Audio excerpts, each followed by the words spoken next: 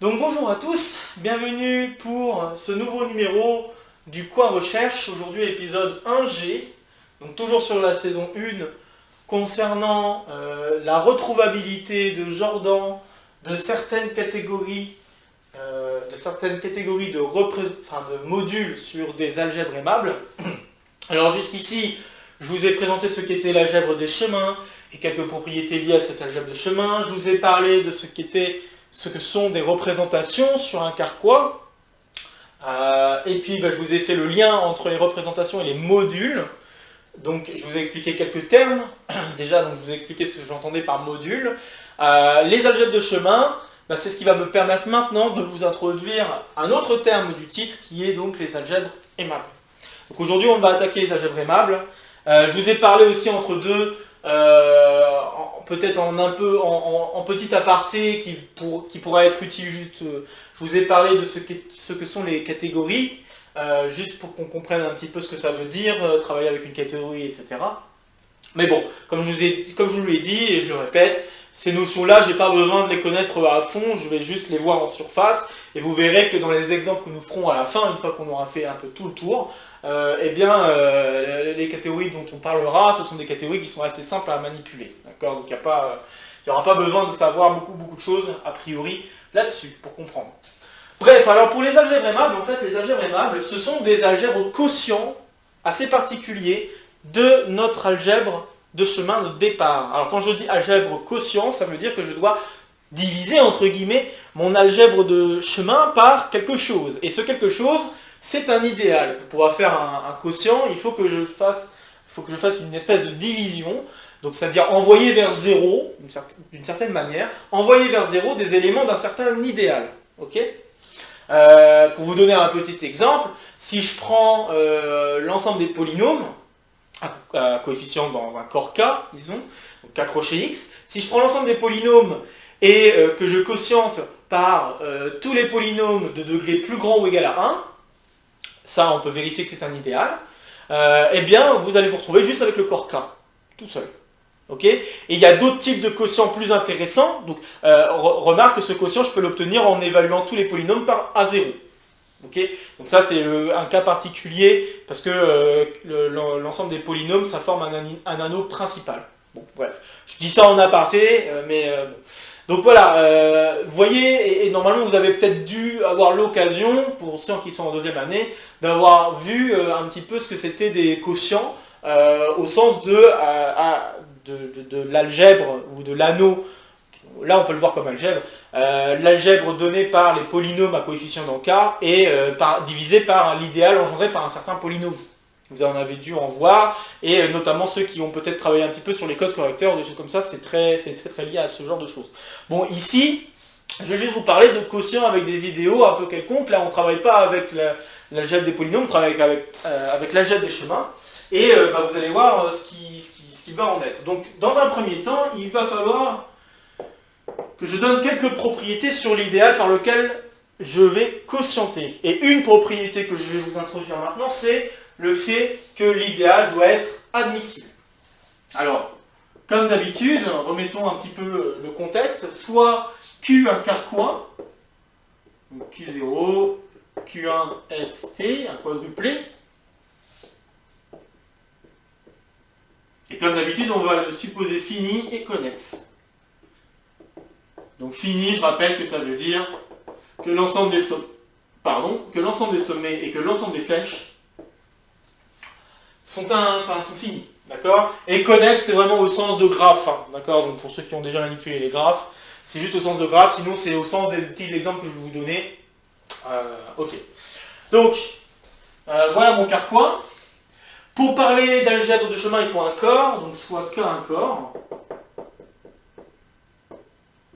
Comme je vous l'ai dit, on le supposera en général algébriquement clos. Ici, je n'ai pas forcément besoin de supposer algébriquement clos, mais dans votre tête, vous pouvez l'avoir. Alors, I est un idéal. Alors, en général, les idéaux qu'on va voir seront bilatéraux. Ok, donc là, ici, je vais parler d'idéal bilatéral. Ok, donc bilatéral, ça veut dire à gauche et à droite. Donc un idéal bilatéral est dit admissible si et seulement si il existe un entier naturel plus grand que 0 tel que l'idéal engendré par les chemins de longueur supérieure ou égale à grand M est inclus dans l'idéal I qui est inclus dans l'idéal engendré par les chemins de longueur supérieure ou égale à 2. Ok, puis bon, juste petite précision par rapport à la notation. Donc ce que j'entends par idéal engendré par des chemins de longueur plus grand ou égal à L, c'est en fait l'idéal, c'est vraiment ce que j'entends par, vous prenez l'ensemble vous prenez l'ensemble des chemins tels que la longueur du chemin C est supérieure ou égale à L. Alors, vous prenez l'ensemble des chemins et vous faites. Puis après, vous engendrez ça en tant qu'idéal. Donc ça veut dire que vous faites la multiplication par n'importe quel élément de KQ à gauche et à droite, avec n'importe quel élément, n'importe quel chemin de longueur supérieure ou égale à L. D'accord? C'est vraiment comme ça qu'il faut voir l'idéal ici. C'est n'importe quel.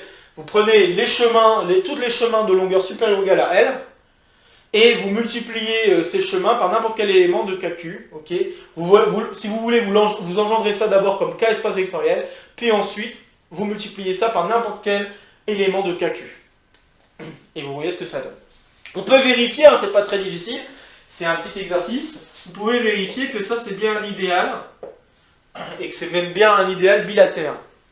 D'accord? Pourquoi? Parce que quand vous faites un produit de deux chemins, c'est une concaténation de deux chemins, et donc soit la concaténation donne 0, et donc en tant qu'idéal, n'importe quel idéal contient 0, d'accord?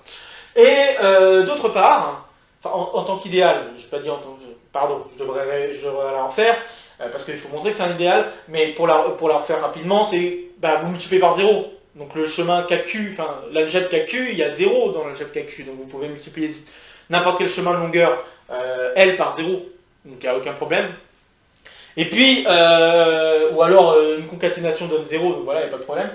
Sinon, si vous concaténez deux chemins, ce qui va se passer, c'est que vous allez vous retrouver avec un chemin plus grand. Potentiellement, si vous pouvez concaténer, vous allez vous retrouver avec un chemin de longueur plus grand.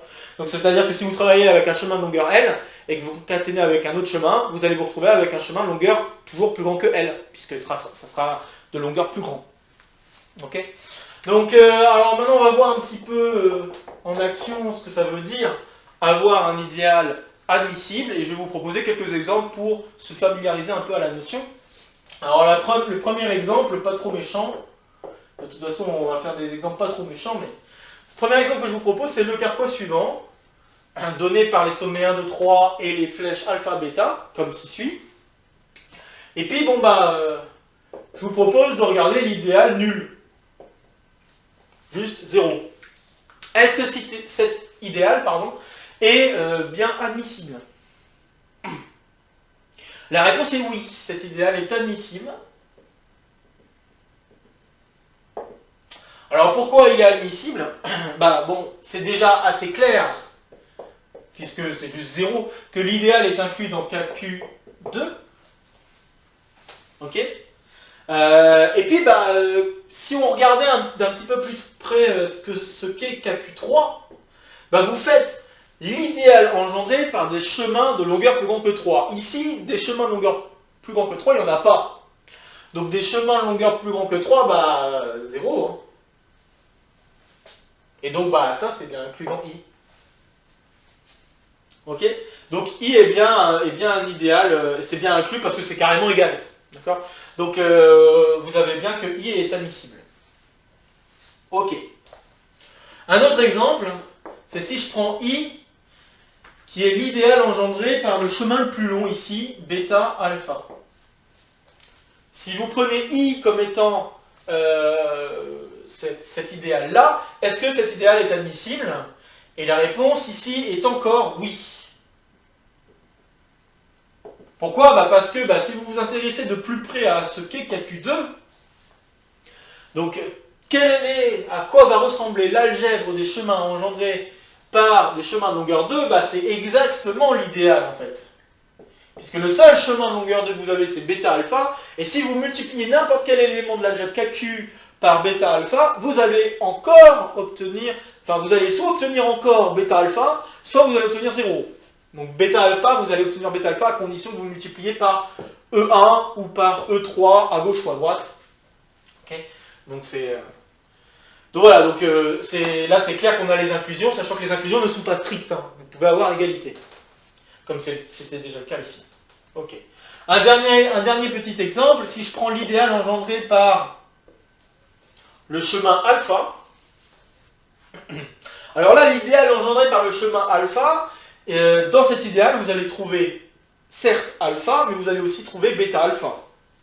D'accord ? Donc bêta alpha est inclus là-dedans. Mais malheureusement, ce ne sera pas admissible.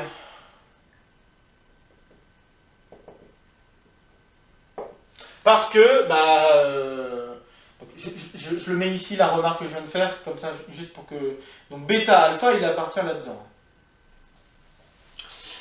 Donc c'est pas admissible parce que alpha, c'est pas dans KQ2. Hein.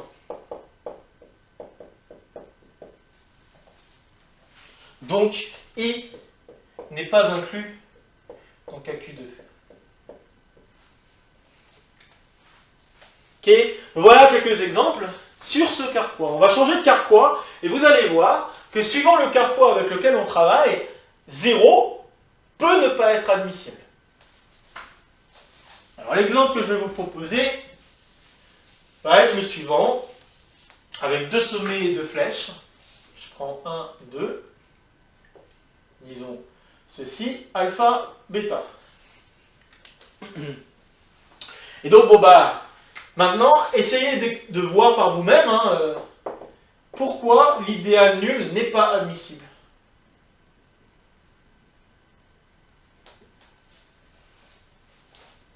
Ok, alors je vais expliquer maintenant. Donc, l'idéal 0 n'est pas admissible. Pourquoi ? Parce que, il y a quand même une inclusion qui est vraie, c'est celle-ci. Parce que 0, c'est dans n'importe quel idéal. Donc c'est clair que, voilà. Par contre, pour tout n plus grand que 0, l'idéal engendré par les chemins de longueur plus grand que grand n n'est jamais nul.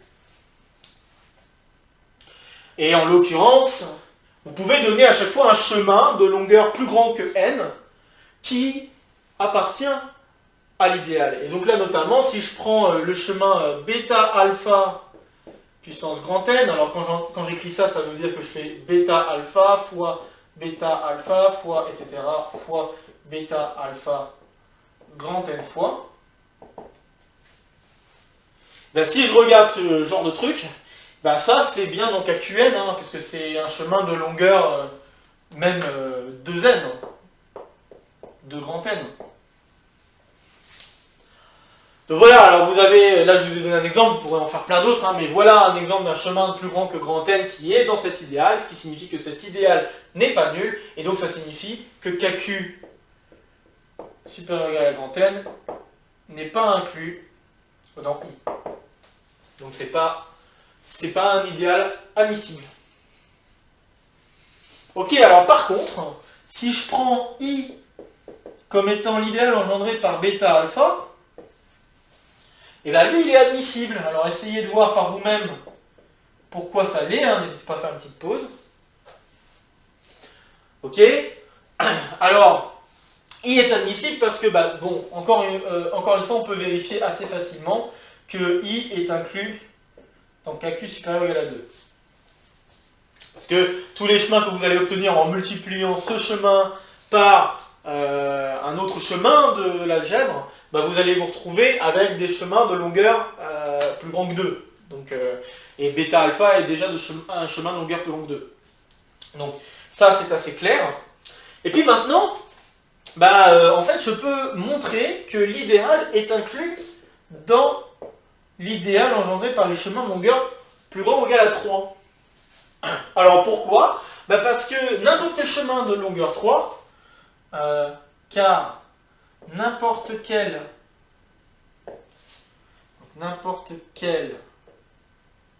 chemin de longueur plus grand ou égal à 3 admet en facteur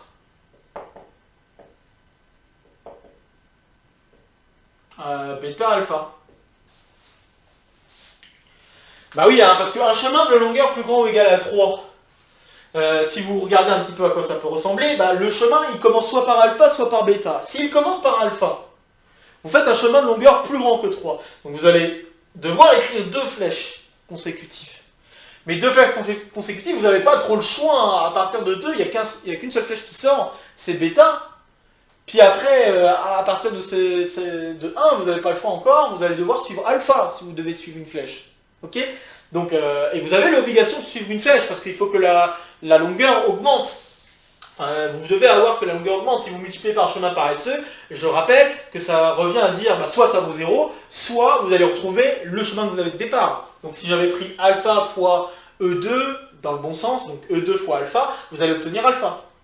D'accord ? Donc là, ici, bah, je suis obligé d'augmenter. Et donc, bah, vous voyez que... Et bon, après, j'ai pas besoin d'aller plus loin, vous voyez que bêta alpha est bien en facteur. Et puis de la même manière, si votre chemin commençait par bêta, donc bah, là, j'ai même pas besoin d'aller plus loin, vous avez bêta alpha en facteur. Ok ? Donc n'importe quel chemin de longueur plus grand ou égal à 3 admet bêta alpha comme facteur, et donc ça veut dire que n'importe quel chemin de longueur 3 appartient à l'idéal.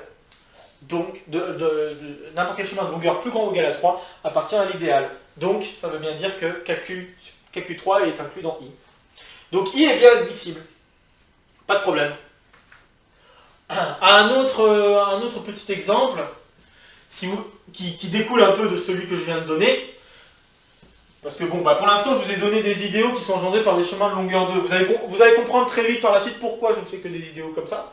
Parce qu'en fait, bah, je vais avoir besoin de ce type d'idéaux pour vous définir ce qu'est une algèbre Riemann.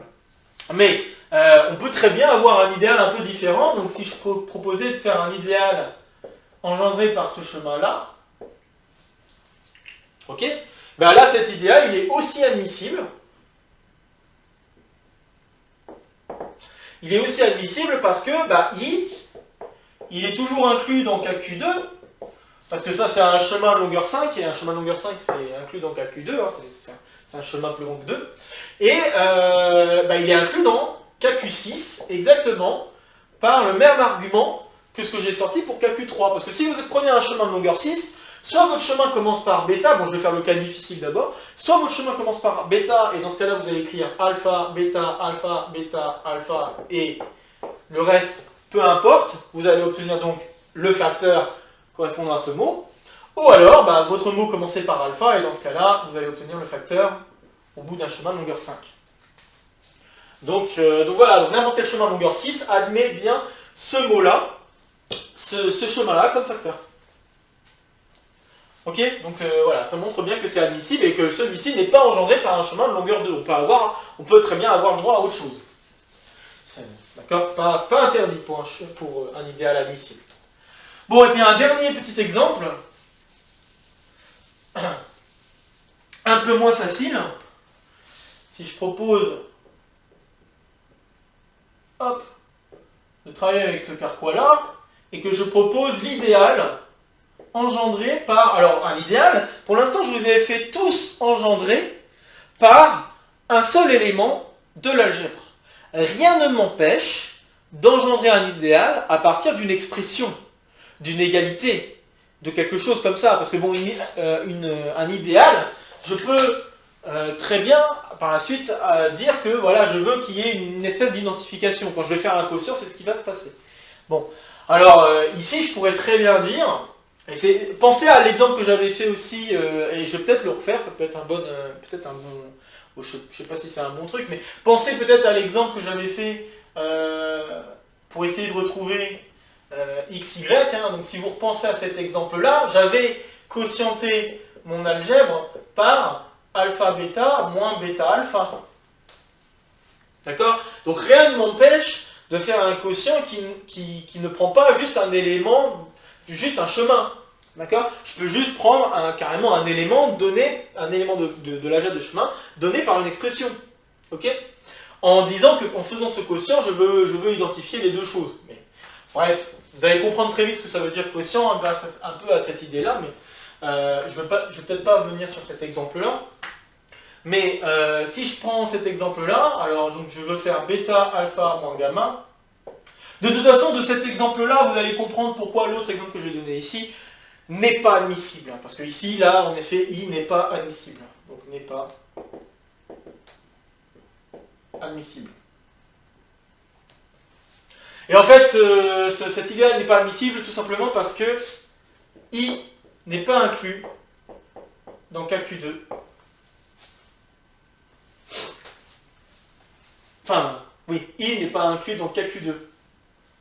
Donc tout simplement parce qu'en fait, la combinaison que j'ai écrite là n'est même pas, enfin vous pouvez même pas, vous avez même pas bêta alpha qui appartient à l'idéal. D'accord en fait. Donc car bêta alpha n'appartient pas à l'idéal.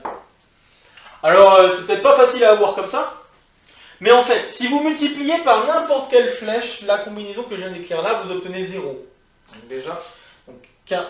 Alors ça vient du fait que pour n'importe quelle flèche, donc je sais pas, disons delta, n'importe quelle flèche delta, eh bien delta.bêta alpha moins gamma, ça donne 0. Et de même, si je fais la multiplication de l'autre côté.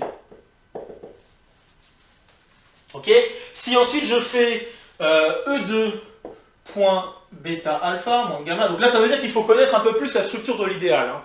Donc si je fais E2.bêta alpha moins gamma, bah, ça va être la même chose que si je fais bêta alpha moins gamma fois E2, et ça me donne 0.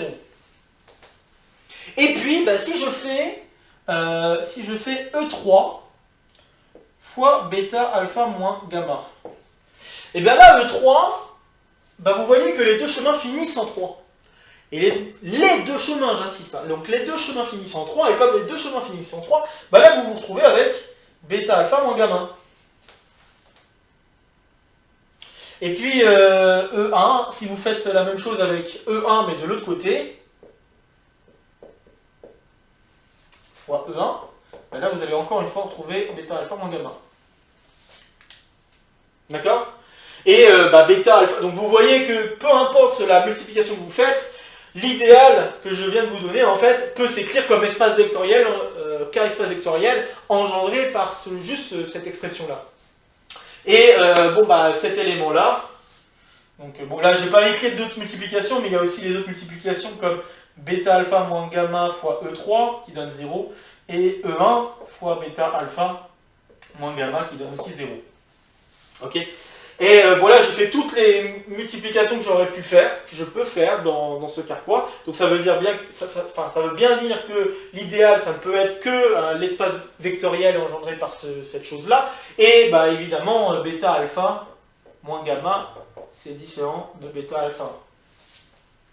Voilà, tout simplement parce que si je fais l'association des deux éléments, j'ai juste gamma, et gamma, c'est un élément non nul.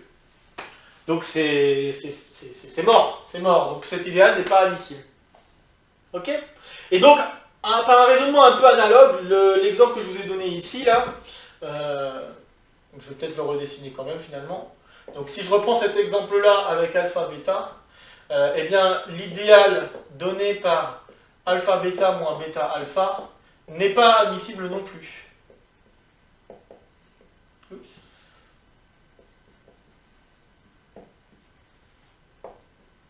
N'est pas admissible.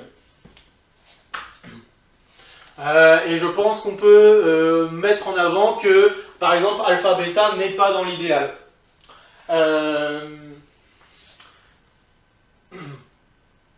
Pourquoi? Bah parce que les alpha et les bêta, vous pouvez les multiplier comme vous voulez, en fait. Dans n'importe quel...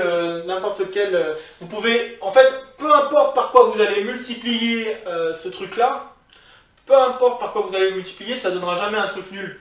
Et si vous regardez chemin après chemin, donc alpha bêta d'un côté, bêta alpha de l'autre, si vous regardez ces deux choses-là séparément, alpha bêta fois n'importe quoi, ça ne donnera jamais un truc nul, et bêta alpha fois n'importe quoi, ça ne donnera jamais un truc nul. Donc voilà, si vous multipliez à gauche ou à droite par le même truc, vous n'allez jamais avoir deux éléments qui sont égaux, donc vous n'allez jamais obtenir... vous n'allez jamais obtenir quelque chose qui vaut 0, ou vous n'allez jamais obtenir juste alpha bêta tout seul, ou juste bêta alpha tout seul. D'accord? Donc un peu par un argument similaire, je ne vais pas faire le détail, mais c'est un peu de la même manière, l'idéal ici n'est pas admissible. Ok, bon, j'espère qu'à travers ces exemples, vous voyez ce que je veux dire par idéal admissible. Et maintenant, on va ajouter des conditions sur le carquois, et on va ajouter des conditions sur l'idéal associé au carquois, pour travailler avec des algèbres aimables. Alors maintenant, je vais vous donner la définition de ce qu'est une algèbre aimable.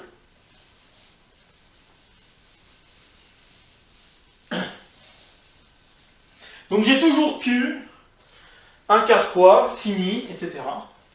Bon. Et donc une algèbre aimable, donc une algèbre aimable, et l'algèbre quotient, est une algèbre quotient,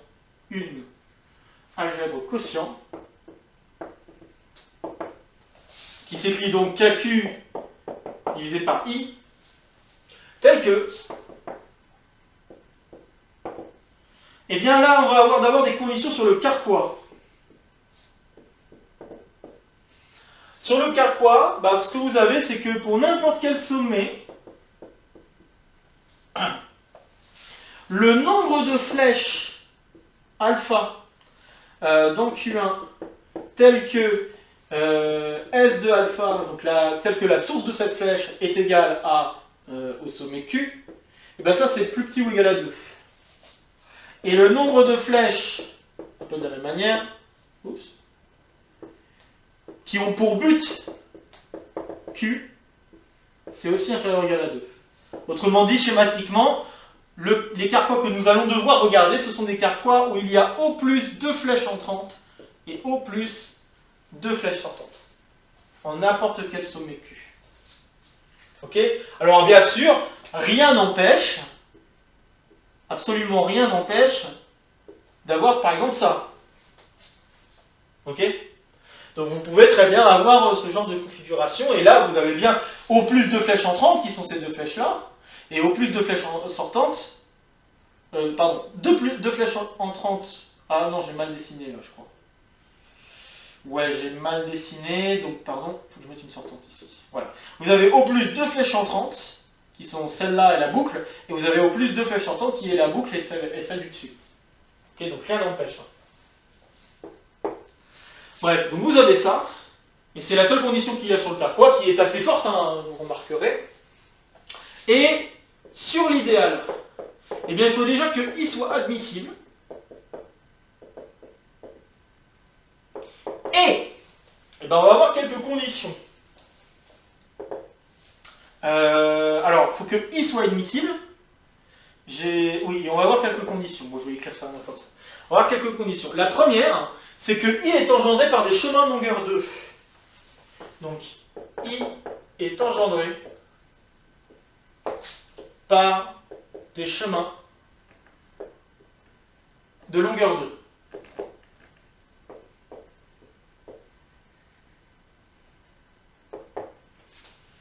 Mais vraiment des chemins de longueur 2, pas supérieur ou égal à 2, de longueur 2. D'accord? Donc les exemples où on avait des chemins de longueur 2, ils sont encore valables.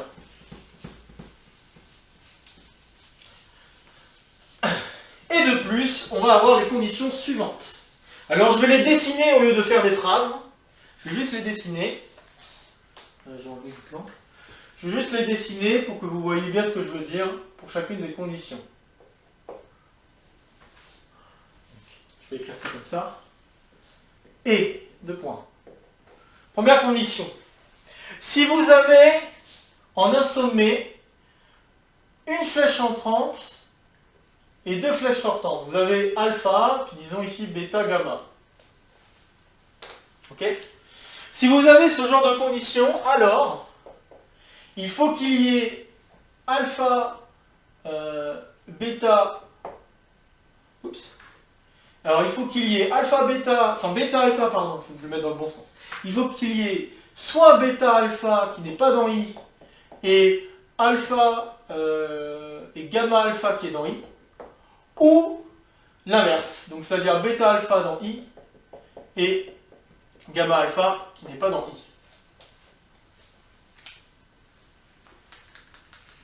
Ok? Et la deuxième condition, toujours avec des images, cette image-là, si j'ai Je vais juste essayer de faire un peu attention à ce que je veux dire. Alors attendez, je vais juste faire un peu mieux. Hop. Je vais juste dire un peu mieux ce que je veux faire, parce que sinon ça va pas être clair. Donc je vais redire ce que je veux dire ici. Donc là, la première condition, c'est que pour toute flèche alpha, il existe au plus une flèche bêta telle que bêta alpha n'est pas dans I. D'accord ? Bien sûr, j'ai oublié de le dire que S de bêta est égal à T de alpha. Donc c'est-à-dire maintenant dans un schéma, je vais faire le schéma en bas plutôt. Donc j'ai alpha ici, et je dois avoir au plus une flèche. Donc soit elle existe, soit elle n'existe pas. Si elle existe, j'ai au plus une flèche bêta, telle que la concaténation de ces deux flèches n'est pas dans l'idéal. De même, pour n'importe quelle flèche à alpha dans Q1, il existe au plus une flèche gamma, telle que toujours S de gamma égale T de alpha, mais cette fois, gamma alpha est dans I. Alors, là, ça veut dire que j'ai au plus une flèche comme ça, d'accord? Telle que, et là, je vais mettre une notation que j'utiliserai tout le temps, je vais mettre des petits pointillés là, d'accord? Donc je mets des petits pointillés pour signifier que gamma alpha est dans l'idéal. Ok? Donc j'ai ce genre de configuration, et évidemment j'ai son dual en fait. Donc ce qui va se passer, c'est que pour n'importe quel alpha dans Q1, il existe au plus une flèche bêta prime, telle que S de alpha égale T de bêta prime, et alpha bêta prime n'est pas dans I. Donc ça veut dire que vous avez un truc comme ça avec bêta prime, pardon, et je ne mets pas de relation. Et pour tout alpha dans Q1, il existe. Alors je l'écris comme ça au lieu de l'écrire comme j'allais commencer à le faire, tout simplement parce que ça ne serait pas très clair la condition que j'aurais écrite au début là avec le dessin que j'ai donné. Parce que là, il faut vraiment que je dise qu'il y ait au plus une flèche, au plus une flèche. Il se peut qu'il y ait des configurations où je n'ai pas à faire à ce que j'ai dessiné. Et dans ces cas-là, je peux très bien ajouter un idéal ou pas si je veux. Donc j'aimerais être juste bien clair sur ce que je veux faire. Et donc c'est pour ça que je préfère vous donner la définition en ce sens.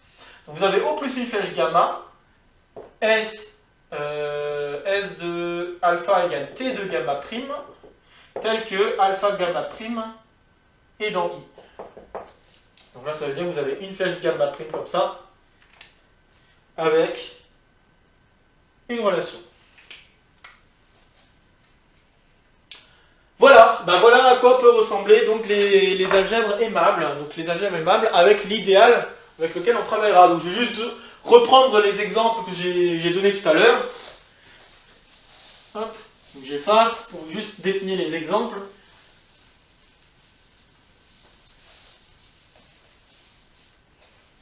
Donc si je reprends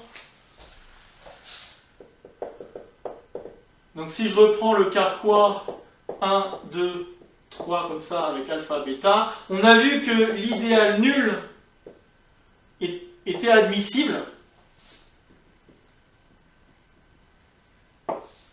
Et en plus de ça, l'idéal vérifie bien toutes les conditions. Vous remarquerez, là, j'ai pas besoin de mettre de relation, rien du tout en fait. Donc là, dans ce cas-là, KQ est une algèbre aimable.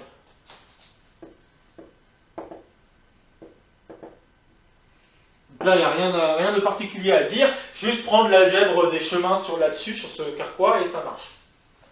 Ok, si par contre je prends l'idéal engendré par bêta alpha, là ça va donner quelque chose déjà un petit peu plus intéressant, c'est admissible.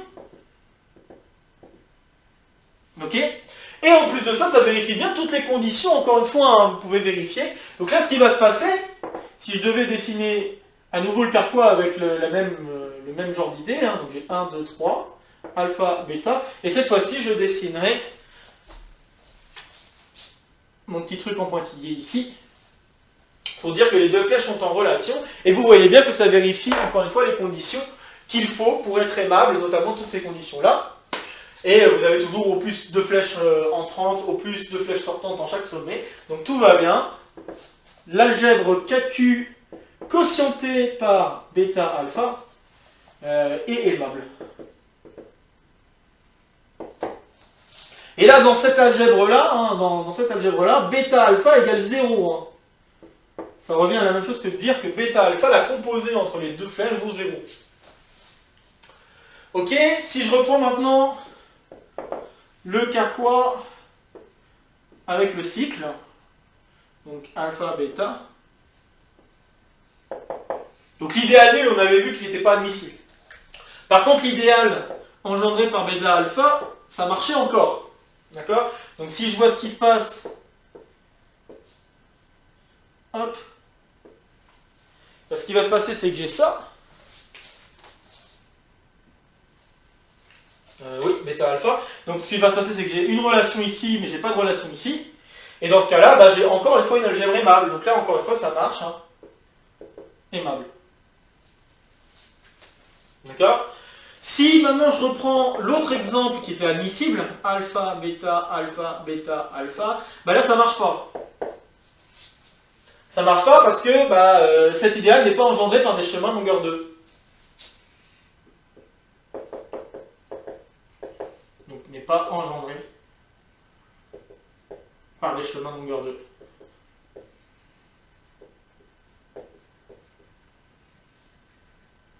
Tout simplement.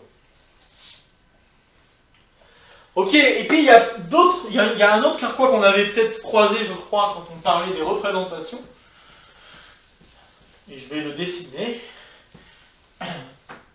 Donc si j'avais pris comme carquois le carquois, par exemple, 1 vers 2, 3 vers 2, 4 vers 2. Bon, je fais quand même cet exemple juste pour dire. Bah là, peu importe l'idéal que vous prenez, vous n'avez pas affaire à une algèbre aimable. D'accord? Donc là, peu importe l'idéal,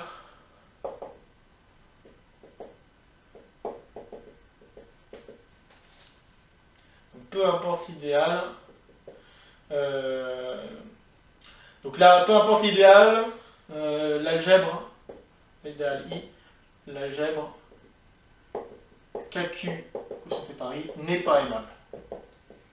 Pourquoi? Bah parce que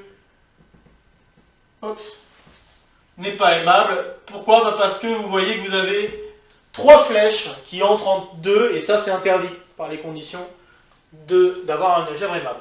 Par contre, dans le même genre, si j'avais dessiné ça, alors si j'avais dessiné ça, I égale 0 est admissible, mais on ne vérifie pas. Donc là j'appelle alpha, bêta, gamma. Mais on ne vérifie pas les conditions qu'il faut, puisque là vous avez une flèche sortante, 2 flèches entrantes en 2 par rapport à cette flèche sortante, et il faut alors obligatoirement que soit gamma alpha soit dans I, soit gamma bêta soit dans I. D'accord? Donc, car soit gamma alpha est dans I, ou gamma bêta est dans I. Or,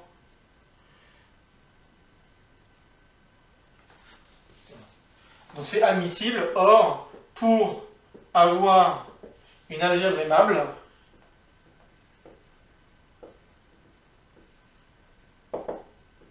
soit gamma alpha est dans I, soit gamma bêta est dans I. Ok? Donc là, KQ n'est pas aimable. Ok?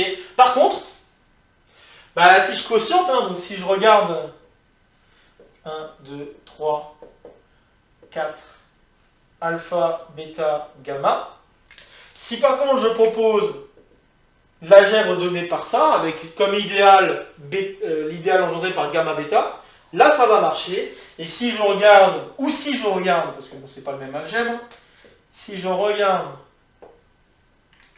donc alpha, bêta, gamma. Si je regarde cette fois-ci l'algèbre donnée par cette relation-là, en plus, enfin l'idéal donné par cette relation, là, ces deux choses-là vont donner une algèbre aimable.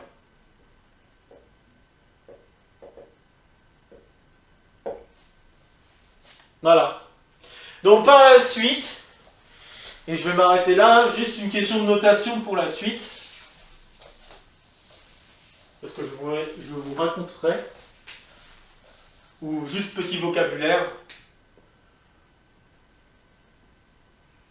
On parlera de Carquois à relation aimable, donc un beau Q majuscule, hop, correspondra à un couple QI, sera appelé, et donc un Carquois à relation aimable,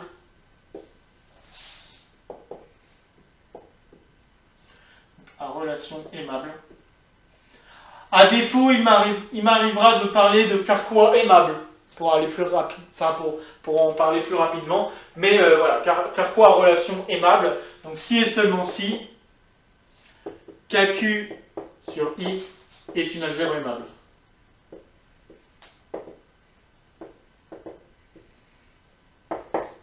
Voilà. Et vous verrez, j'aurai plus besoin d'écrire exactement quel idéal, enfin, je l'écrirai à chaque fois, mais vous verrez que pour représenter l'algèbre aimable avec lequel je vais travailler, j'aurai juste besoin de dessiner le Carquois et de dessiner les relations, d'accord, comme je l'ai fait avec les pointillés qu'il faut.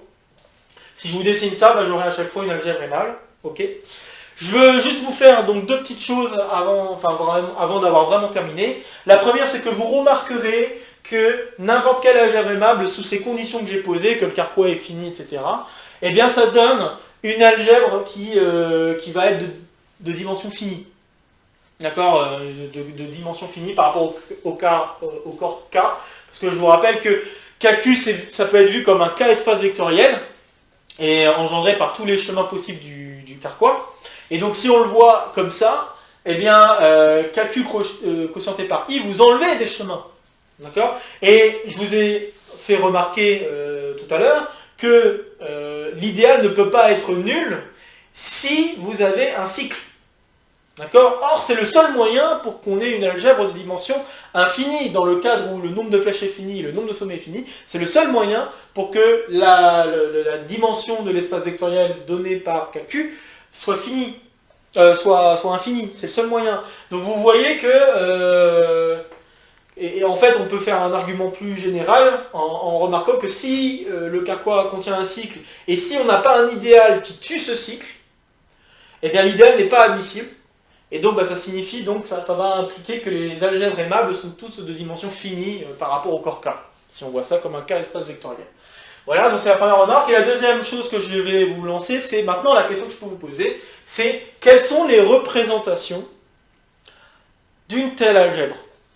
D'accord ? Parce qu'on a vu à quoi ressemblaient des représentations dans le cadre où on travaillait avec l'algèbre des chemins tout court, sans quotient par un idéal, d'accord ? Sans ça. Maintenant, la question qu'on peut se poser, c'est qu'est-ce qui se passe si je quotiente par un idéal ? Quelles sont les représentations d'une telle algèbre si je quotiente par un tel idéal ? Alors ici, sachant qu'on a quand même quelques conditions sur le Carquois, ces conditions sur la structure du Carquois et les conditions sur la structure de l'idéal. Ok ? Et bien ça sera l'objet du prochain épisode. Je vais vous parler un peu de toutes les représentations possibles qu'il y a dans l'algèbre aimable.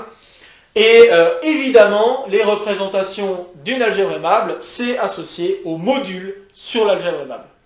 Voilà. Donc encore une fois, le lien représentation-module marchera encore. Donc quand je parlais de représentation, c'est la même chose que module. Et donc là, on est en train de parler de module sur une algèbre aimable. Il me restera, à la suite du prochain épisode, où je vous parlerai des représentations sur une algèbre, sur un Carquois aimable. Une fois que je vous aurai parlé de ça, il me restera à vous parler de ce qu'est la retrouvabilité de Jordan. Donc il y aura ça se coupera en deux épisodes où je vous parlerai d'abord de la retrouvabilité de Jordan en tant que telle, et ensuite de la retrouvabilité canonique de Jordan.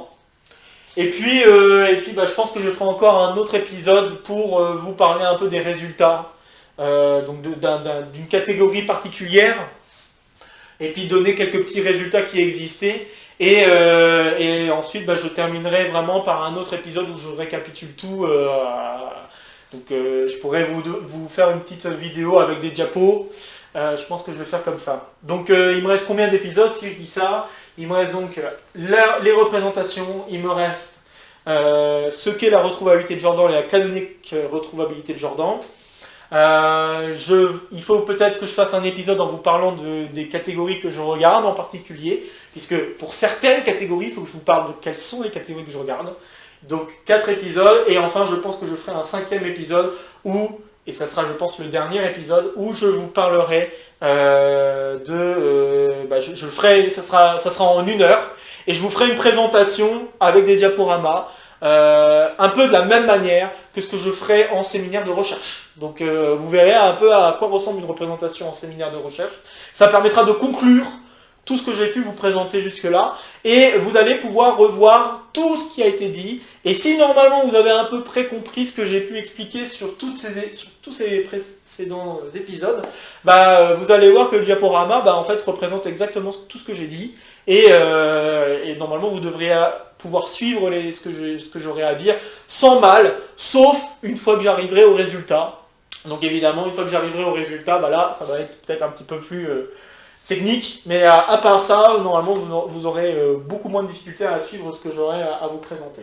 Donc voilà, donc je compte à peu près 5 épisodes, peut-être 6 épisodes, suivant le temps que je mets pour les épisodes, mais voilà, donc ça vous donne une idée de ce qui reste à présenter, et voilà, les choses avancent bien.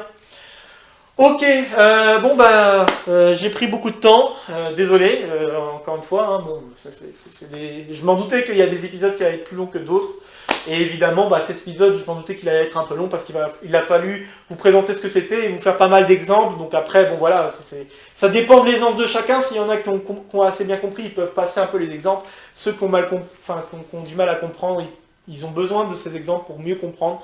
Donc voilà, je me suis efforcé à faire pas mal d'exemples pour essayer de faire comprendre ce que je voulais dire par ces algèbres aimables, et j'espère avoir réussi à vous faire comprendre. Bon, sur ce, comme d'habitude, si vous avez des questions, des commentaires, quoi que ce soit, n'hésitez pas à les mettre sous la vidéo, n'hésitez pas à mettre un petit pouce, ça fait toujours plaisir. N'hésitez pas non plus à partager la vidéo si vous pensez que d'autres personnes pourraient être intéressées par ce genre d'histoire. Et puis sur ce, on se retrouve pour les deux petits, donc le petit Exode Call et l'Exode Call, les 2 dernières vidéos de l'année 2021. Et puis voilà. Sur ce, prenez soin de vous, portez-vous bien, et puis à très vite pour ces 2 vidéos à suivre. Voilà, salut à tous!